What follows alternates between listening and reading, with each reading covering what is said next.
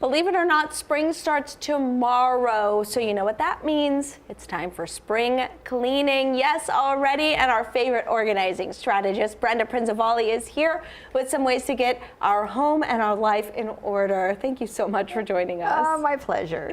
Okay, so this is like big, and I don't know why spring cleaning became the time to do it, but it became the time to do it. So what should we be prioritizing? Well, the first thing that you need to do is, you know, everybody's different. So I can't just say, okay, do these 5 things and your spring organizing will be done. Yeah. So one of the very first things that you need to do is actually go around your own house and do a bit of a survey and really find out what are the areas, what are your pain points, what do you need to fix, organize, address, and such. So once you've gone through, then kind of rank what is that level of pain point, and then also start to look at what is it going to take to get it organized. Does it need supplies? Does it need to be cleaned? Does it need to be purged? What are all those different kinds of things? And so you can, then when you actually go to do it, you're much more ready to address it. So, you know, then also kind of giving yourself, well, gosh, about how much time do I think it's going to take? Well, it might take 2 hours, it might take 6 hours. So now you're going to be planning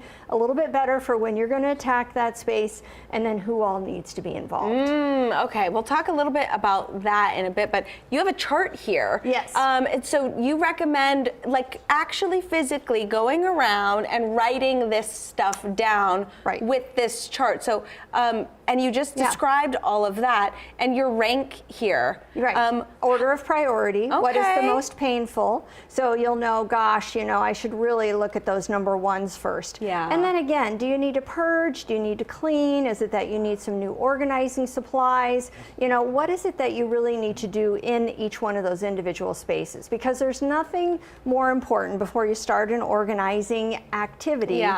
Is to know what you're up against. Yes. And if you don't know, many times it stops you from getting started. So this will help you know, what do I have to take on, and it'll help you get started. And it's so important too that you listed the estimated time, because I don't know how many people have been there, but you start a project and sometimes things look a little bit worse before they look better. Right. And then you get cut off. Yes. And now you have an even bigger mess in your home. It is true. One of the things that I call it, you know, coming from the Midwest, we always used to call it the calm before the storm. Before a thunderstorm came, it was always calm beforehand. However, when organizing, it is the storm before the calm. Yes. It's the opposite way. Yes. So it's going to be a little chaos for a while. Okay, so we've listed and ranked. Now when we start each space, what should we be doing? Right. You need to ask yourself some really good questions.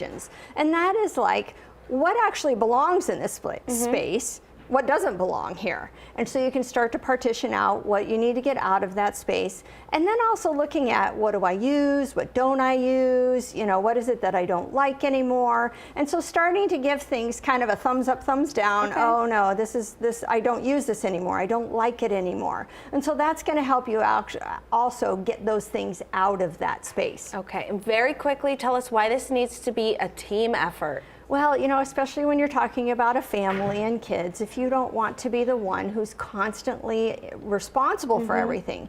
When you have kids involved in an organizing project and or cleaning project, especially if it relates to some space that they're in, they're going to have a much more vested interest in it staying that way. I like that. And so get them involved. They feel a little bit more ownership, and now, you know, they understand the price you have to pay if it does get disorganized. Okay. Brenda, thank you so much, and happy spring cleaning. Yes.